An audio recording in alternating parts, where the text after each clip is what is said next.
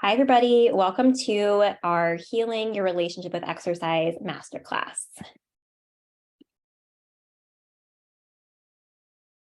So we are just going to introduce ourselves really quickly. If you don't know us by now, this is Jessie and Taylor. Speaking right now is Jessie. And this is Taylor. I'm on the right. Jessie's on the left. Yes. And we own LK Nutrition. So we are based in Ohio, but serve virtually all around the United States. We focus on food freedom, body kindness, and incorporating enjoyable movement. So we are anti-diet dietitians, health at every size providers. And today we're going to focus really on how to create a life-enhancing, enjoyable relationship with exercise, something a lot of you struggle with. So to begin, I'd like you guys to take a moment to reflect on the following questions and really be honest with yourself about these. So, do you ever find it hard to take a day off of exercise? Ever feel guilty when you actually do take some time off? Does exercise ever interfere with your relationships with school or work? Does exercise prevent you from doing other things that you enjoy? Is exercise the only way you know how to cope with stress or difficult emotions? Do you exercise when you're sick, injured, or already really sore? And do you have any past traumatic relationship with exercise that may make you scared to start exercising again? So if you answered yes to any of the questions or multiple questions from the previous slide, then you are not alone. The prevalence rates of an unhealthy relationship with movement are pretty significant when you break down the data. So research that we have found shows that 3 to 3.5% of the general public struggle with a relationship with movement. Almost 7% of individuals in sports science majors struggle with with having an unhealthy relationship with movement, and 30 to 80% of adults who are diagnosed with eating disorders are found to have an unhealthy relationship with movement. We also know that those involved in competitive sports tend to have a higher likelihood of struggling with their relationship with movement. And we see that at the higher level of competition, there's a higher risk for unhealthy relationship with movement. So compulsive exercise has a huge physical, mental, and emotional impact on individuals. So examples of physical would be feeling really tired and difficulty sleeping, thinning hair, loss of menstruation for females are some examples.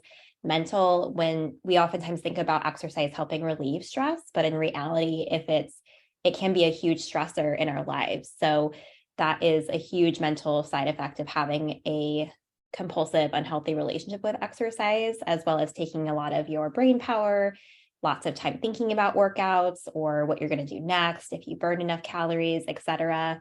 And then emotional consequences. So these could include impacting your relationships, like it was mentioned a few slides ago, or impacting your ability to enjoy life, or even lending itself to more emotional dysregulation or depression, anxiety.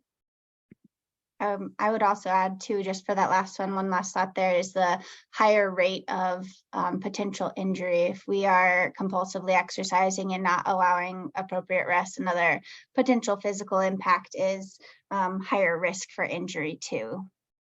Yeah, good call out.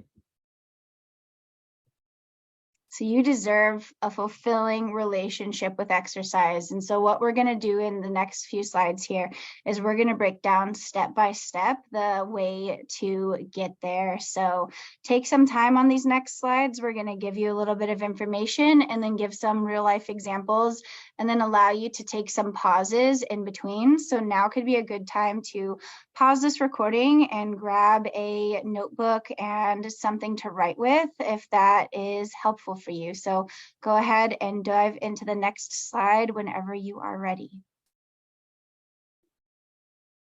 So I'm going to start us off with step one. So the first step is evaluating where you are now. assessing what you don't like or what you do like about your current relationship with exercise. So below here, we have some examples of, do you miss out on vacation time to get that workout in? Are you scared of reincorporating any form of exercise, including activities that you enjoy due to fear? This is something that we see a lot with people who have a history or past trauma with exercise, maybe being forced to exercise or, you know, obsessively abusing it in the past. Do you only allow yourself permission to eat certain foods if you've earned it through exercise? Those are just a few of the many, many examples that we thought of that we could share with you. So again, like Jessie said, take a second and pause this video and write down a list of your current exercise red flags, things that if you were talking to somebody or if you were working one-on-one with a dietitian, they might question, ooh, is that actually healthy for you? Or is that causing more stress? Is that actually negatively impacting your health? And that's the first step, is just looking at where are you at right now versus what would you like your exercise relationship to look like, which is where we're going to go next. So the next step here is thinking about where you would like to be. So right now, let's take some time and think about, ideally, what would your relationship with exercise look like in the most ideal situation? So a lot of individuals will note that they would love to not feel pressured to have to work out on vacation or during times where rest would be preferred. Thinking about like over the holidays or when their kids are home from spring break or things like that. Would we like to be able to try new fun forms of movement regardless of calorie burn or intensity? So being open to doing, I don't know, the first thing that came to mind is goat yoga with our friends instead of going for that long run on our Saturday mornings, and being open to doing that without the anxiety that would come along with not getting that run in. Would you like to be able to take time off without that guilt too? So just like we did on the first step there, take some time and kind of daydream a little bit about what you would like your relationship with exercise to be, what's missing from it that has brought you into this presentation to begin with. I think that if you feel like there are any people in your life who have really found that balance and seem to really kind of resonate, you want to kind of mimic or you resonate with like what their lifestyle looks like with movement, think about what that could look like for you too. So pause this video again and write down some of those future goals around that relationship with movement. And before you pause, one thing I will add too is a lot of times people will say, well, a challenge is like, I don't want my body to change. So I would encourage you all to think about, like, if you could wave a magic wand and have your relationship with exercise be what you would like it to be, think about what would that ideal be if exercise did not change your body in any way. I think that can maybe help put things into perspective if fear is like clouding that of like body changes or weight gain or things like that. So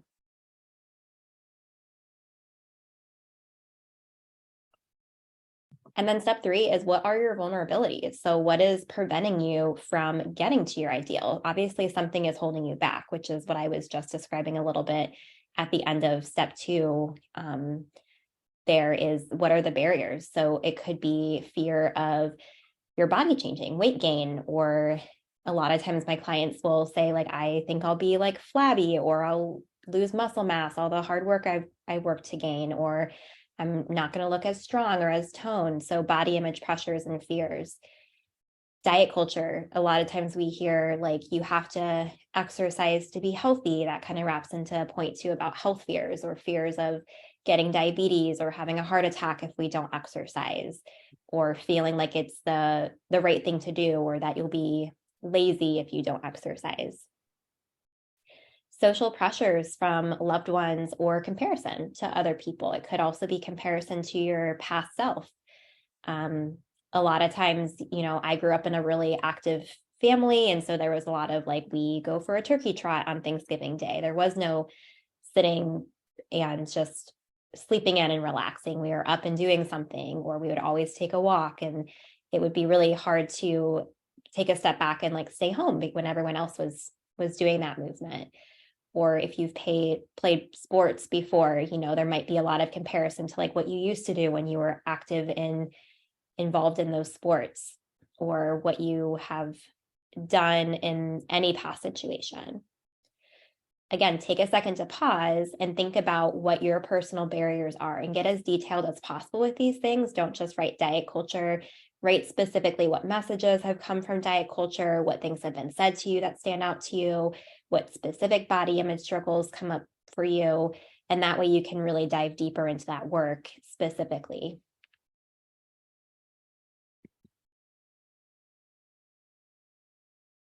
Now that you've taken some time to reflect on where you currently are, where you want to go, and what might get in the way of where you want to go, I think the next important step here is really trying to find a replacement for exercise. So starting to explore other types of sensory input to help your nervous system regulate is a really, truly important part of healing your relationship with exercise.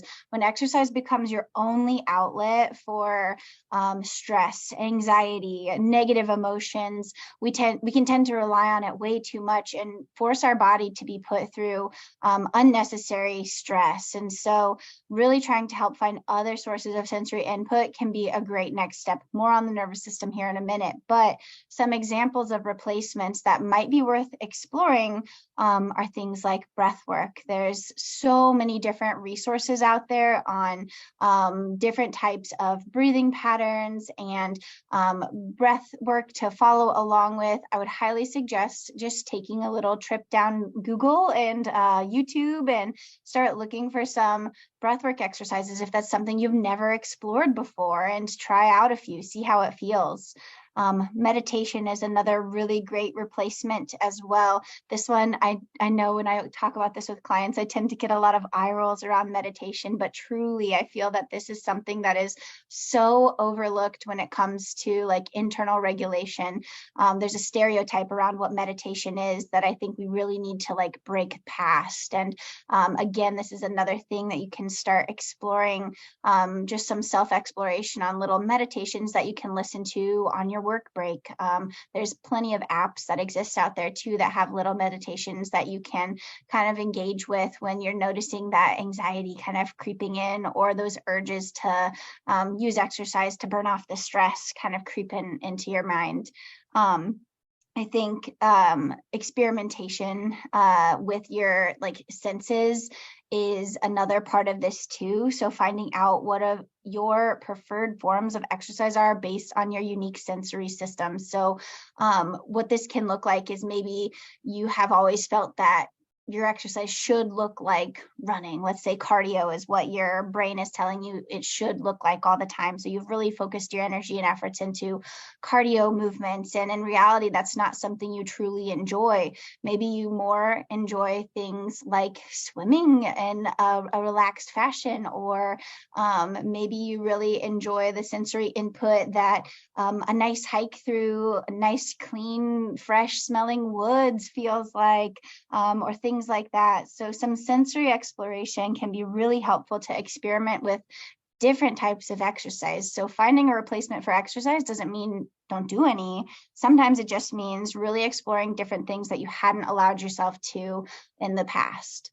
Alternatives can also involve things like just finding new hobbies, reconnecting with art, reconnecting with nature, connecting with music that is art, but like all the things that fall under that category as well. And if we are feeling like some of this is really intimidating and it feels really hard just to make the choice to dive into some of these alternatives instead of just relying on the tried and true exercise work, then we also just want to throw out a side note here that therapy may be worth exploring in conjunction with these efforts. So that is definitely something to keep in mind as you're exploring your current relationship with how you use movement to cope and regulate your emotions. And with the finding new hobbies, I think particularly this can apply to non-athletes as well, but I specifically think with athletes, this comes up a lot of like your life is your sport. And so you're so used to like the people you hang out with are athletes, and the things that you do all revolve around getting better for your sport, competing in your sport, planning time around your sport. So if that's you might uniquely identify with, like when you stop becoming an athlete, or when you graduate from being an athlete, or you move to the next step in your life, that's a huge jump from it being your life to not having that anymore. So finding alternative sources of joy and alternative things that you're interested in are really, really helpful.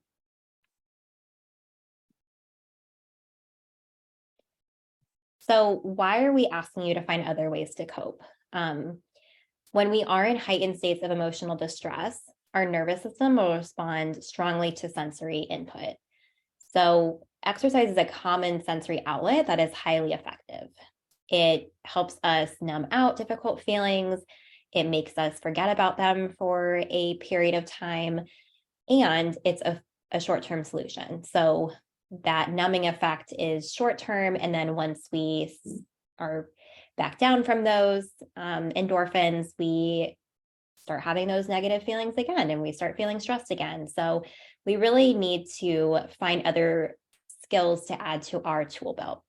However, a lot of times it's normalized in our society to say, well, just work out, you'll feel better, go for a run to get that stress out. And those are great ways to cope. However, we can't just use that as our only, like Jessie said, our only outlet. We have to find other things to do. And we also have to think about long term, why we can't rely on this forever. Our bodies are going to change, seasons of life are going to change. And so we have to plan ahead at some point to think about, like, if I get injured or if I'm sick, or when I get older, am I going to still be able to do the activity that I'm doing now? And usually the answer is no. We have to be flexible and change as our life changes. And that's why we're asking you to start thinking about other ways to cope. So step 5 is all about that experimentation. So once you have thought about things that sound intriguing or have come up with a list of stuff that you would like to try, let's start beginning to experiment with changes to your routine. What would it feel like to take a day off of your running schedule, set aside time for meditation instead? How would it feel to try that new to you form of movement and really explore how it feels and notice what kind of emotions come up for you? What's your mental, physical, emotional reaction to doing something different? And like I mentioned, looking up those breathwork videos, maybe to practice when you notice your stress levels creeping in throughout that workday. So begin experimenting. It's okay to fail too. It's okay to try out some of these things and they don't quite feel right. But I think you also have to go into this experimentation with an open mind. You can't go into it with this sort of preconceived notion that, like, oh, breathwork is not going to do the same for me as my 5-mile hike the other day. But in all reality, when you understand that neuroscience of how that sensory input can really move our nervous system through different stages of stimulation and rest, then I think that it's definitely worthwhile to be open to that experience. So really be open-minded in this stage and really try and give yourself put intentional efforts into doing something different with your current routine. And going along with the nervous system that we talked a little bit about too, a lot of times when we're in a heightened state, or like that fight or flight response, when we're stressed or anxious or have had a bad day, we tend to, like we said, run it off or do something intense. And a lot of times you actually need the opposite. That's when your body needs to slow down and to do something less intense. Maybe it's just sitting and resting. Maybe it's doing that meditation or that breath work. Maybe it's taking a nap. And so it seems really counterintuitive, but I've even had clients who have challenged themselves to do it.